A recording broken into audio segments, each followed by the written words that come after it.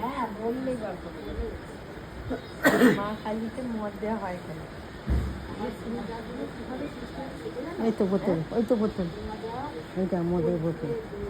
খাবে একটু দিদা? হ্যাঁ, এই দেখ দিল ঘটে, দেখেছিস? দিদি একটু খাবে? চাও এগুলো প্রসাদ আমাদেরকে একটু দাও।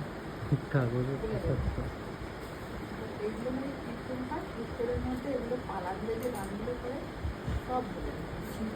সিদ্ধি দই আর গাঁজার যে দানা ওইসব দিয়ে দেওয়ার যখন শরবত করে খাবে না